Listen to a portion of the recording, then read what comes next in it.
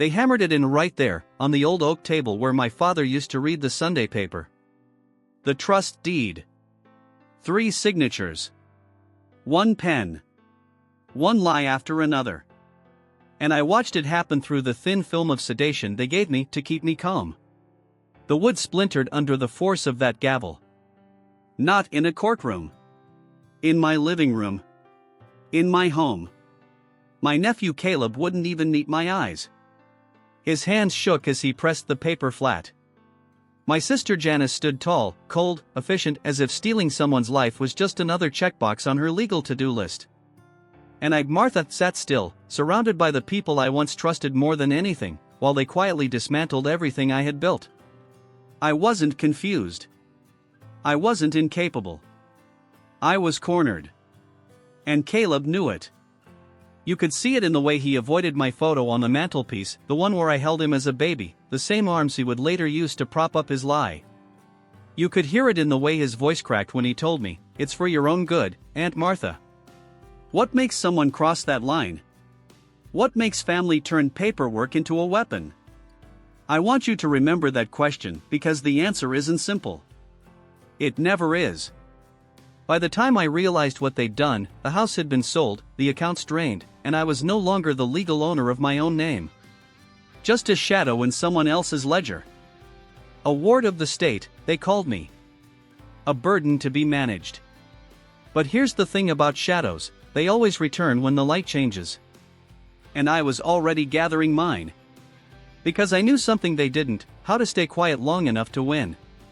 Before everything unraveled, my life was quiet.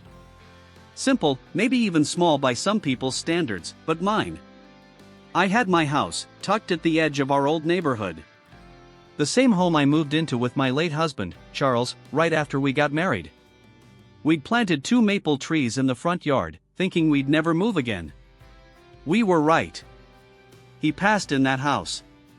And for a while, I thought I would too. After Charles died, the days grew longer, and the silence louder, but I was never lonely. I had my books, my garden, my morning walks down Oak Ridge Lane where neighbors still waved like it was the 80s. I knew which mailman worked Tuesdays. I knew when the robins came back. I had rhythm. And I had family. That's what makes this all harder to tell. My sister, Janice, had always been the assertive one. The type of woman who wore heels in the house and corrected your grammar mid-conversation. She went into law and never let you forget it. Growing up, she'd fight battles I didn't ask her to fight, and sometimes, the ones I should have. I loved her. Respected her. I just never imagined she'd see me as something to be managed. Then there was Caleb. My nephew. Her son. He was the kind of boy who made you believe the world still had kindness in it. As a child, he was soft-spoken, artistic. He'd draw pictures of my garden and sit on my porch for hours, asking questions about Charles's old chessboard. But something changed in Caleb after his father died. Slowly, that gentle heart got replaced with something harder, more desperate. Maybe it was the debts. Or the way Janice pushed him to man up and carry the family legacy. When he came back into my life in his 40s, freshly divorced and between jobs, I didn't see the warning signs. He'd call me his favorite aunt, bring flowers on Sundays, fix my leaky faucet like a dutiful son. He'd take me out to lunch and tell me how much he missed the warmth of my home. Looking back, I realize now he wasn't visiting me. He was studying me. I didn't notice the way he asked small questions about my bank, my will, my insurance.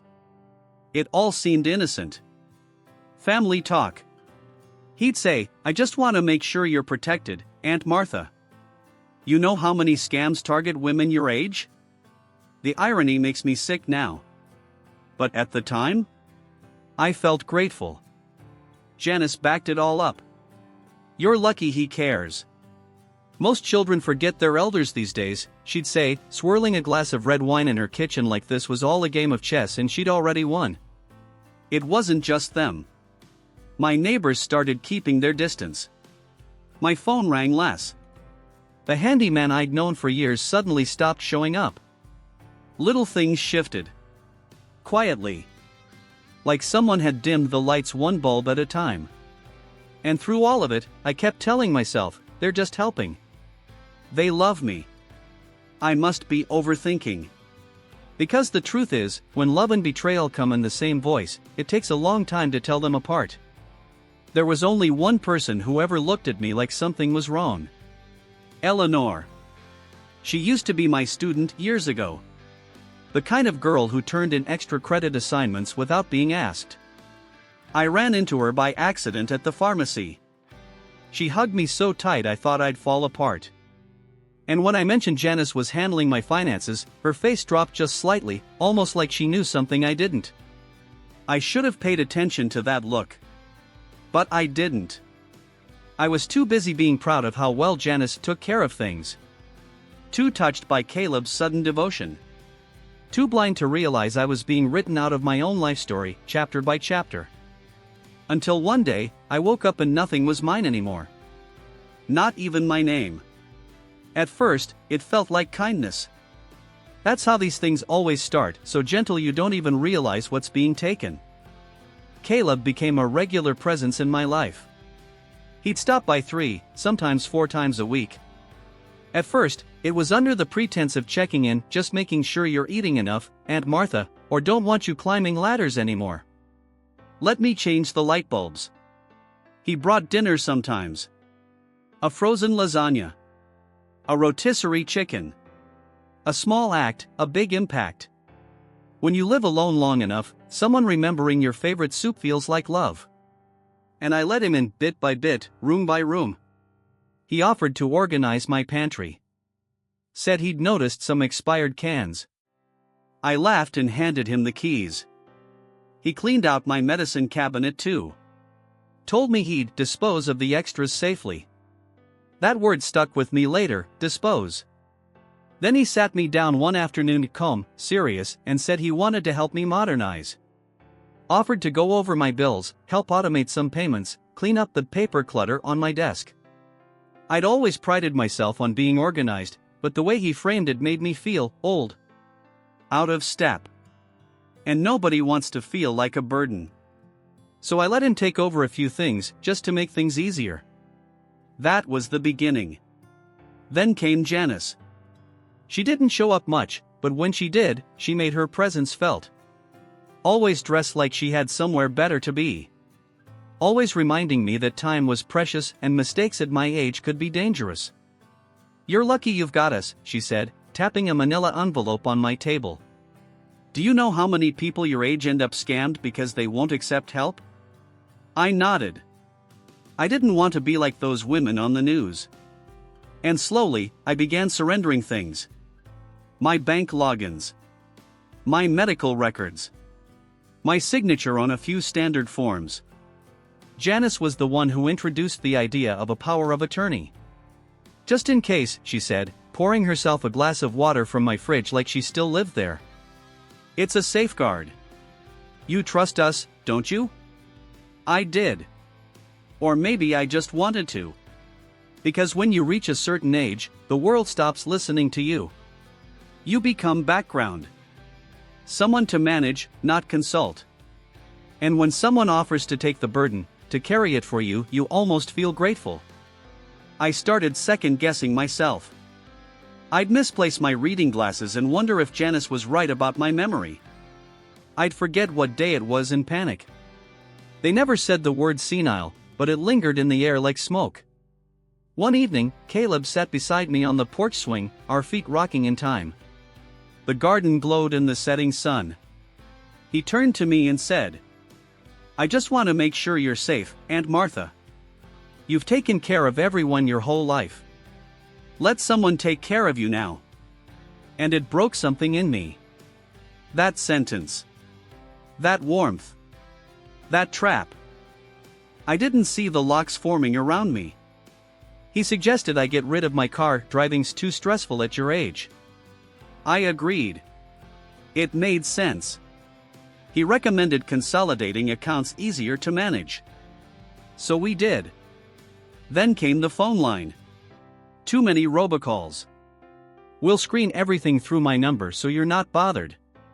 Within months, I couldn't make a call without asking Caleb. Couldn't schedule an appointment without Janice's approval. Couldn't access my own money without one of them logging in first. But the hardest part? I still thought they were doing it for me. They made it feel like I was choosing this. Like I was just finally letting go and resting. I remember the day it shifted so subtly I almost missed it. I wanted to order a birthday gift for an old friend from church. A simple scarf. But I couldn't remember the login to my Amazon account. Caleb had changed it. He said it was for security reasons. I asked him to place the order. He smiled and said he would. The scarf never arrived. I asked again. He laughed it off. You probably just dreamed it, Aunt Martha. You've been sleeping more during the day. That was the first time I felt a chill. A crack in the warmth he'd wrapped around me. And once you feel that crack, it never goes away. I started noticing how Janice would talk about me in front of me, not to me. Like I wasn't in the room. Like I was already gone. They made decisions without asking. Told me it was better that way. And I believed them until one night, I sat at my kitchen table, looked around at the neatly labeled folders, the empty phone cradle, the absence of keys in the dish, and realized I didn't know how to call a cab. I didn't even know where my own ID was. They hadn't just taken over. They'd taken me. And I let them. Because trust, once misplaced, doesn't feel like betrayal at first. It feels like love. Until it's too late. The moment I lost legal ownership of my life didn't come with a bang. No courtroom. No judge's gavel. Just a quiet envelope slid across my kitchen table. Janice called it routine paperwork. It's just a formality, she said, flipping through the pages like a real estate agent closing a sale. This will streamline everything so you don't have to worry. By then, I'd learned not to ask too many questions. I was already conditioned to feel grateful. So I signed twice. Maybe 3 times. I don't even remember. But I do remember the way her pen never left her hand. The way Caleb stood behind her, silent. His jaw was tight. His eyes wouldn't meet mine. I should have known. The next week, my mailbox was empty. No bank statements. No utility bills. When I asked Caleb, he smiled and said, "Everything's digital now, Aunt Martha. Don't worry, we've got it handled." Then my doctor's office called. They said they needed Janice's approval to schedule my appointment. I blinked. Why? I'm calling myself. The nurse paused. Oh. I thought you knew. Your medical proxy was transferred. We were told to direct all decisions to your guardian. Guardian. That word landed like ice water down my spine. I hung up without speaking. When I confronted Janice, she was calm. Almost rehearsed. We were worried, Martha. You've been forgetful. You couldn't remember your prescription dosage last week. I had remembered it. I just couldn't find the bottle because Caleb moved it. I started feeling dizzy more often. Lightheaded. I mentioned it once, and Janice said she talked to the doctor. I never got a call back. Weeks went by. I realized my car keys were gone. I searched every drawer. Every pocket. Then I checked Caleb's car, the glove box. There they were. He said, "You haven't driven in months, Aunt Martha. Why would you need them now?" I didn't know what to say. That was the beginning of the end. They took away my mobility. Then my money. Then my identity. One form at a time. One call at a time. One signature after another. I was told the guardianship was temporary. Just until the evaluations are done. What evaluations? No one ever showed up to evaluate me. No therapist. No neurologist. Just Janice, declaring me at risk on a stack of paper I never saw. Then the bank froze my access. I stood there at the teller's desk, trembling, trying to explain that it was my account, my pension, my signature on every deposit slip. She pulled up the records.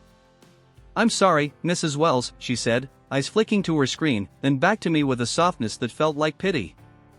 "Your guardian has been granted financial control." I walked home. No taxi. No Uber. I couldn't remember how to request one without my phone, and Caleb had borrowed it days before. When I got to the house, the locks had changed. They hadn't told me. Didn't think they needed to. "It's for your protection," Caleb said later, placing a gentle hand on my shoulder. "The neighborhood's not what it used to be." I looked around. Same mailboxes. Same children riding bikes. Same wind in the trees. The only thing that had changed was me. Or rather, how they saw me. Not as a person. Not as family. As a liability. A loose end. A bank account with a fading voice. And the cruelest part? They made it look legal. Every theft was wrapped in concern. Every restriction labeled care. Every lock justified with love. They didn't scream. They didn't threaten. They just smiled and quietly erased me. And I let them. Until one night, I sat alone at the window of my own house, no keys, no cash, no rights, watching the streetlights flicker like stars I couldn't reach. And I realized. They didn't need to lock me in. They'd already taught me not to leave. They moved me without warning. No notice. No goodbye. No moment to pack the little things that made my house feel like mine. One morning, Janice showed up with a clipboard and a tight smile. Caleb followed behind her, eyes on his shoes. "We've found a place for you," she said. "You'll be more comfortable there. Safer.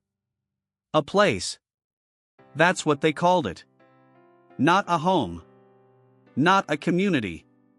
Just a place. I asked why, what changed, what happened. She said nothing had changed.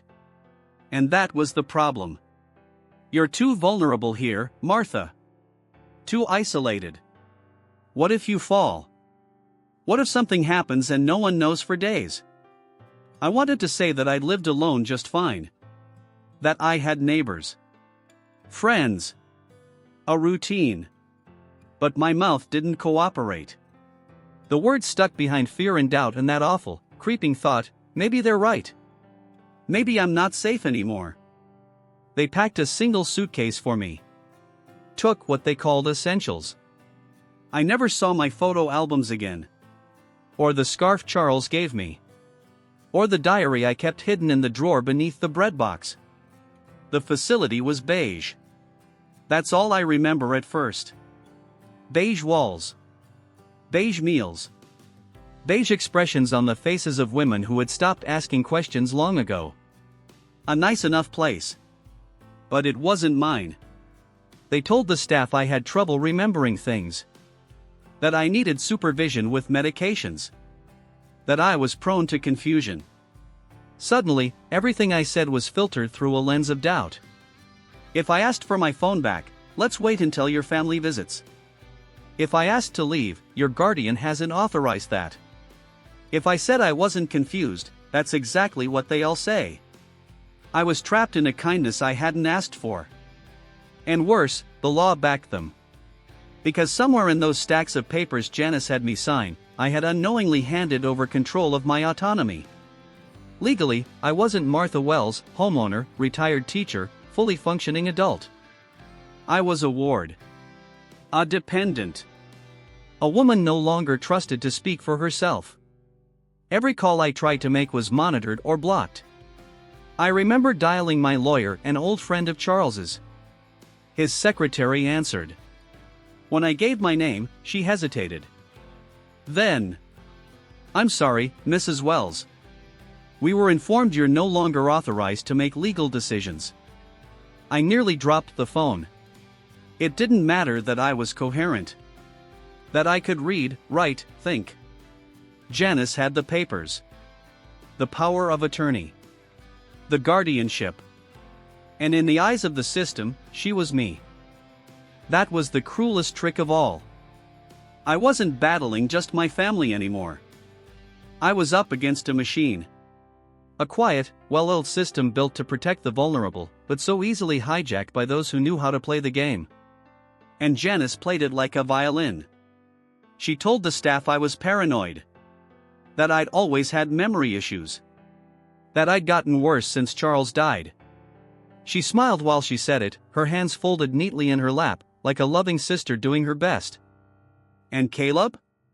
He stopped visiting. Just like that. The man who once brought me flowers now couldn't return a call. Because he didn't need to anymore. They'd already taken what they wanted. My home. My accounts. My freedom. And what was I going to do about it? I was just an old woman in a beige room. With no keys. No phone. And, as far as the world could tell, no voice. But what they didn't know, what no one saw, was that I had already started writing again. On scraps of paper. On the backs of napkins. I wrote everything. Every date. Every comment. Every moment I was dismissed or ignored. Because the more they tried to silence me, the more I remembered who I was. It was a Tuesday. I remember because the morning sun hit the far wall of my room just right, and for a second, I felt a flicker of hope. That maybe today would be different. That maybe I'd finally get a call back from someone who remembered who I used to be. Instead, I got Janice. She walked in briskly, not to check on me, but to inform me. "The house is sold," she said. Just like that. For words that ripped 38 years out from under my feet. No warning. No conversation. No choice. She handed me a brochure for a development company. Condos. Luxury flats. Stainless steel kitchens. My home, the one Charles and I built together, the one with the creaky porch swing and the lilac bush that bloomed every spring, was going to be flattened. Better use of space, she said. And frankly, it wasn't up to code anymore. Up to code. As if memories needed permits. I couldn't breathe. My ears rang. I asked if I could at least retrieve some things: my wedding dress, the box of letters Charles wrote me in the 70s, the necklace my mother gave me when I turned 16. Too late. The demolition was scheduled. Caleb didn't even come to tell me himself. The boy who used to call my backyard magic didn't have the decency to say goodbye to it. That's when I knew. This wasn't about safety. It wasn't about love. It was about power. About erasing me from my own story while smiling through it. They didn't just want control of my life, they wanted to bury the proof that I'd ever had one. But here's what they didn't realize. When they took that house, they gave me something far more powerful. They gave me nothing left to lose. And from that moment on, I stopped playing the part of the grateful, fragile woman. I stopped waiting for them to do the right thing. Because sometimes, the only way to rebuild what was stolen is to expose what was hidden. And I had just started digging. I met her again by accident. Or maybe fate had a hand in it. Eleanor. She'd been one of my students over 25 years ago. Back then, she was a quiet girl with big glasses and a bigger heart, the kind who stayed after class to help clean the chalkboard, even if no one asked. Now she stood in the pharmacy line behind me, holding allergy medicine and a reusable tote bag. "Martha Wells," she said, hesitant, like the name might dissolve in the air. I turned slowly. It had been years, but her eyes hadn't changed. Still gentle. Still alert. We hugged. I tried not to cry. We caught up in the little sitting area near the window. I told her, carefully, that I didn't live at home anymore. That my family had stepped in. That things had changed. I didn't say too much. Not yet. But Eleanor listened the way no one else had in a long, long time. And when I mentioned Janice was helping manage things, her brow twitched, just slightly. She didn't say anything then.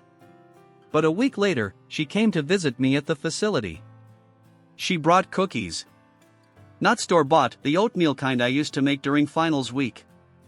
And tucked between the cookies was a folded note. It said, "If you want help, say the word. I believe you." That note cracked something open in me. I told her everything. And Eleanor didn't flinch. She listened. She took notes. She asked questions I hadn't dared ask myself. Turns out she had become a paralegal. Worked in elder rights advocacy. She knew the laws. The loopholes. The patterns. And she knew exactly what Janice and Caleb had done. 4 months, we worked in secret. She helped me request copies of the documents they had filed behind my back. We combed through the medical evidence they used to justify the guardianship, none of it signed by a licensed psychiatrist. She brought me a burner phone, hidden inside a hollowed-out book. I used it to record conversations. I kept a notebook hidden behind the radiator. Dates. Statements. Signatures. I didn't feel powerless anymore. I felt like a witness. Like someone reclaiming her voice, one paper cut at a time. And every night, when the facility lights dimmed and the halls went quiet, I whispered to myself. They think I'm weak. They think I'm silent. But they have no idea who I used to be. And who I'm about to become. The courtroom smelled faintly of cedar and old wood. A hush had fallen over the gallery when I entered, Eleanor by my side, notebook clutched like a lifeline. This was no longer my beige room. This was where truth met power. I stood under the bright lights, hearing my own voice steady as I recounted each moment, the false evaluations, the signed papers I never understood, the day my home was sold. Eleanor handed me the binder of evidence, recorded phone calls, copies of forged signatures, even the picture of the trust deed being hammered down. The judge's face softened when I said, "I didn't want them to take me. I wanted them to see me." Caleb and Janice sat on the other side, stiff as statues. I recognized them as the people who'd once tucked me in, brought me soup, called me Aunt Martha. I had to remind myself that I wasn't that frightened woman anymore. I was a plaintiff and I had the facts. Eleanor whispered before I began cross-examination, "You're ready. You earned this moment." I looked at them, calm but firm, and asked Caleb directly. "Why did you change my account password and never tell me?" His reply hesitated, shaky. "I was trying to protect you," he said. "Protect me by locking me out of my life?"